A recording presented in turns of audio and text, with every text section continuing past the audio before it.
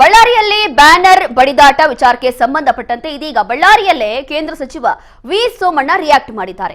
ಮಾಜಿ ಸಚಿವರಾದಂತಹ ಜನಾರ್ದನ್ ರೆಡ್ಡಿ, ಶ್ರೀರಾಮುಲು, ಮಾಜಿ ಶಾಸಕ ಸೋಮಶೇಖರ್ ರೆಡ್ಡಿ, ಸುರೇಶ್ ಬಾಬು ಹಾಗೂ ಸೋಮಲಿಂಗಪ್ಪ, ಮಾಜಿ ಸಂಸದ ಸಣ್ಣ ಫಕೀರಪ್ಪ ಸಾಥ್ ಕೊಟ್ಟಿದ್ದಾರೆ. ಜನವರಿಯಲ್ಲಿ ಕಾಂಗ್ರೆಸ್ನವರಿಗೆ ಕೆಟ್ಟ ಸಂದೇಶ ಕೊಡೋಕೆ ಹೋಗಿದ್ದಾರೆ.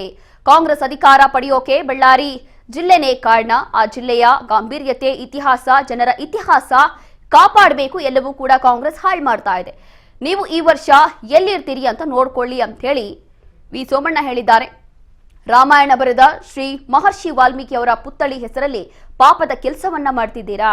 ಆ ಪಾಪದ ಕೆಲಸ ನಿಮ್ಮನ್ನ ಬಿಡೋದಿಲ್ಲ. ರಾಜಕಾರಣಕ್ಕೆ ಬಳಕೆ ಮಾಡ್ಕೊಳ್ಳೋದು ಎಷ್ಟು ಮಟ್ಟಿಗೆ ಸರಿ? ಪುಣ್ಯ ಪುರುಷನ ಹೆಸರಲ್ಲಿ ಪಾಪದ ಕೆಲಸ ಮಾಡ್ತಿದ್ದಾರೆ ಕಾಂಗ್ರೆಸ್ ಅವರು ಅಂತ ಹೇಳಿ ಆರೋಪ ಮಾಡ್ತಿದ್ದಾರೆ. ಸತೀಶ್ ರೆಡ್ಡಿ, ಭರತ್ ರೆಡ್ಡಿ ಯಾರು ಇವರೆಲ್ಲ ಅಂತ ಹೇಳಿ ಪ್ರಶ್ನೆ ಮಾಡಿದ್ದಾರೆ. ನಾವು ಯಾರು ಇಲ್ಲಿ ಉಳಿಯೋಕೆ ಬರಲಿಲ್ಲ, ಎಲ್ಲವೂ ಕೂಡ ಕೆಲಸ ಮಾಡ್ಕೊಂಡು ಹೋಗ್ಬೇಕಾಗತ್ತೆ ಅಂತ ಹೇಳಿ ಇದೀಗ ವಿ ಸೋಮಣ್ಣ ರಿಯಾಕ್ಟ್ ಮಾಡಿದ್ದಾರೆ. ಜನಾರ್ದನ್ ರೆಡ್ಡಿ ಅವರ ಕುಟುಂಬಕ್ಕಾಗಿದೆ ಈ ಪಾಪದ ಹೇಯ ಕೃತ್ಯಕ್ಕೆ ಪ್ರಾಯಶಃ ಯಾವ ರೀತಿ ನಾವು ರಾಜ್ಯ ಸರ್ಕಾರ ಸರಿಯಾಗಿ ನಡ್ಕೊಳ್ದೆ ಹೋದ್ರೆ ನಾವು ಯಾವ ರೀತಿ ಎಂಟ್ರಿ ಆಗಬೇಕು ಅನ್ನೋದನ್ನ ನಾನು ರಾಮುಲು ಸಾಹೇಬರು, ಜನಾರ್ದನ್ ರೆಡ್ಡಿ ಅವರು ನಾವೆಲ್ಲ ಕೂತ್ಕೊಂಡು ಗೃಹ ಮಂತ್ರಿಗಳನ್ನ ಯಾವ ರೀತಿ ಚರ್ಚೆ ಮಾಡಿ ಅದನ್ನು ನಾವು ಮಾಡ್ತೀವಿ. ಥ್ಯಾಂಕ್ ಯು ಅಪ್ಪ. ಕೂಡ ನಾವು ಅಷ್ಟು ಸುಲಭ ಕೂತ್ಕೊಳ್ಳೋದಿಲ್ಲ. ಕಾನೂನು ನಮಗೂ ಗೊತ್ತಿದೆ. ಆ ಕಾನೂನನ್ನು ಹೆಂಗೆ ಎನ್ಕ್ಯಾಶ್ ಮಾಡಬೇಕು ಅನ್ನೋದು ಕೂಡ ಯೋಚನೆ ಮಾಡ್ತೀವಿ. ಅದರ ಜೊತೆಗೆ ಇವತ್ತಿಂದ ರಾಜ್ಯ ಸರ್ಕಾರ ಜನಾರ್ದನ್ ರೆಡ್ಡಿ ಅವರು ಇರ್ಬೋದು, ರಾಮುಲು ಇರ್ಬೋದು, ನಮ್ಮ ಪಕ್ಷದ ಮುಖಂಡಗಳು ಇರ್ಬೋದು, ಎಲ್ಲರಿಗೂ ಕೂಡ ನೀವು ಸರಿಯಾಗಿ ಇದು ಮಾಡಿ ಜನಾರ್ದನ್ ರೆಡ್ಡಿ ಅವ್ರಿಗೆ ಮಾಡಿರ್ತಕ್ಕಂಥ ಈ ಪಾಪದ ಕೃತ್ಯ ಏನಿದೆ ಸಹಾಯ ಮಾಡಿದ್ದಾರೆ.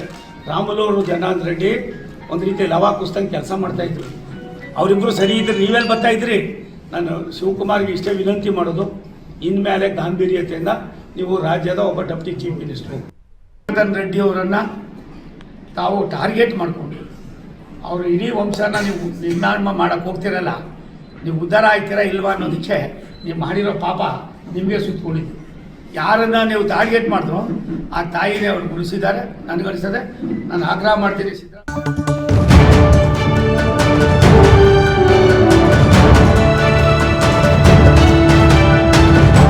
ರಾಜ್ ನ್ಯೂಸ್ ಕನ್ನಡ.